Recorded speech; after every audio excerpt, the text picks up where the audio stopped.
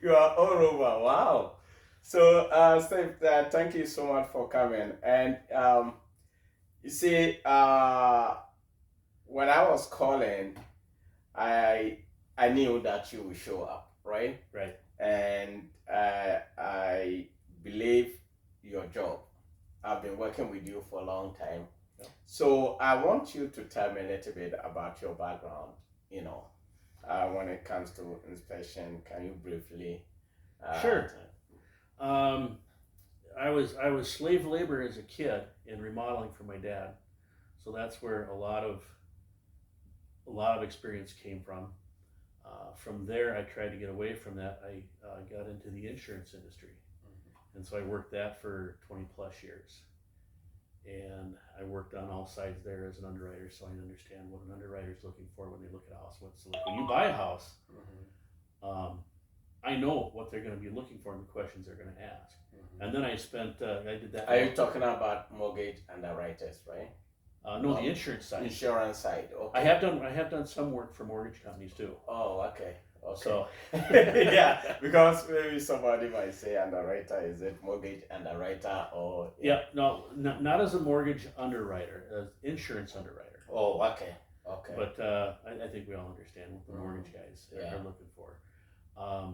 But the insurance can be one that people often forget about. They don't think about because a lot of what I do when I'm looking, I'm also looking with an underwriter's eye at the house to give folks an idea of what could be a problem or an issue when it comes to underwriting. For instance, probably the most common one would be the electrical panel. From time to time, there's difference because I've worked for both commercial and personal inspections. And on the commercial side, uh, the mortgage company and the insurance companies aren't concerned about fuses or buses. But on the personal side, they are concerned about that because they don't feel that the homeowner necessarily would have the means to upkeep that as necessary. So that becomes a fire hazard. So I'll share that with the buyer if I run into a house that has fuses, or going all the way back to when we first started wiring houses and we used knob and tube wiring. So that's always something to look for. It's not very common anymore, but you might see remnants of it in the older house, and I'll point that out to the buyers and let them know, okay, this is what was in the house originally, and I'll check to see if any of those are live. Most of the time they're not, but once in a while they are. So, how long have you been doing inspection? Oh, well, in various forms for 30 years. Oh, wow. So Okay. yeah. So, are you specialized on just fully residential side, or both commercial and residential, and then other? Yeah, because my background, I go wherever. But primarily, I would say the bulk of the business is on the personal side. Personal side. Yeah. Oh, okay. So, is there any difference between commercial inspection and then residential inspection for people to know in case someone is right? Well, yeah, there are differences, and that's one of them I pointed out already with the main panel. I'll check out the electrical and look for that. Good. Yeah. So inspection process. To start inspection, what are the most important areas you focus more on inspection? Well, I've learned over time and make sure that I have a pattern that I follow so I don't forget anything. Because sometimes the buyer will want to be there, and my experience has been that a lot of people don't like, a lot of inspectors don't like having the other person there while they're doing the initial inspection. I'll do what I call two inspections. I'll do my primary inspection, then I'll do a walkthrough or a secondary inspection with you and the buyer, and then go over everything that I found, and then ask any questions that the buyer might have. Oh, okay. Okay. How long does it take? Typical inspection for a house? It can vary. I did a couple years ago. I did a $12 million house, and that was what was the square footage? I forget what the square footage was now. 10,000 square feet. Oh wow. So that took that was a day long job.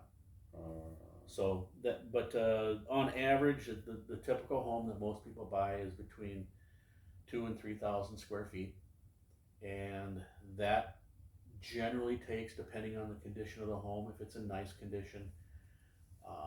Sometimes the inspection will go fast. I'll spend the majority of my time on the mechanicals and checking out the other systems of the house. But generally, it's about, I allow 3 hours for the inspection. It depends on the size of the property.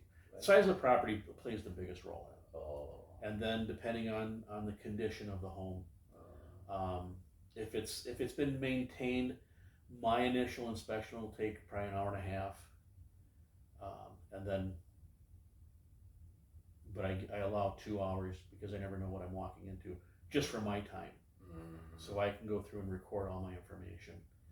Obviously it helps that I've been doing it for a while. So wow, you pick up visual cues. You pick things up pretty quick. Oh wow, wow. So talking about other inspections, let's say if someone has a bigger house and wanted you to, let me put it this way: winter, inspecting a bigger house in winter time and then summertime, what are the difference? What are the difficulties that sometimes you face? I like to be able to get on the roof and check the roof out. Oh. I won't necessarily walk the entire roof anymore. I've got a drone for that. So I use the equipment that or the tools that are most handy now that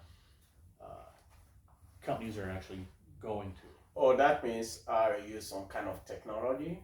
Yeah. Oh, okay. So I have drones that I use. I've got a dozen different drones. Oh wow. So all perform different functions? Like your equipment here, the cameras perform different functions. Yeah. So yeah, and then depending on where I'm at, I've got larger drones or smaller drones that I use. Okay. Depends on wind conditions and what's the area that I'm in. Oh wow. Well, so do you face any difficulties in some of the homes or the properties you entered? Something that Well, I used to travel the country doing inspections, and there would be neighborhoods that it just wouldn't be necessarily safe to be in. For instance, when I was working down in Mobile, Alabama, and I was given a heads up that, okay, if you go here, this neighborhood we have a lot of pimps and drug dealers. So you have a short window in which to work. They're going to be going to bed between 7 and 8 in the morning, and they're going to be getting up between 10 and noon. So that means you have to be there early in the morning to do your job. And yeah, and you have to, read the neighborhood. And so, for instance, I was inspecting a house, and I was up on the roof, and I noticed a couple blocks away, a couple of gentlemen were eyeballing me. Wow. And it was getting close to time, and it's like, okay, I gotta leave now, because there won't be any. Yeah, because this is your job might be a little bit dangerous, because sometimes entering a vacant property in a neighborhood that you are not 100% sure what you are putting yourself in, or the condition of the property or the area. Right. So what I do when I'm in neighborhoods like that is I will generally wear a high vis vest, and wear clothing that will indicate that, okay, I'm here to perform a service. That's all that I'm here for.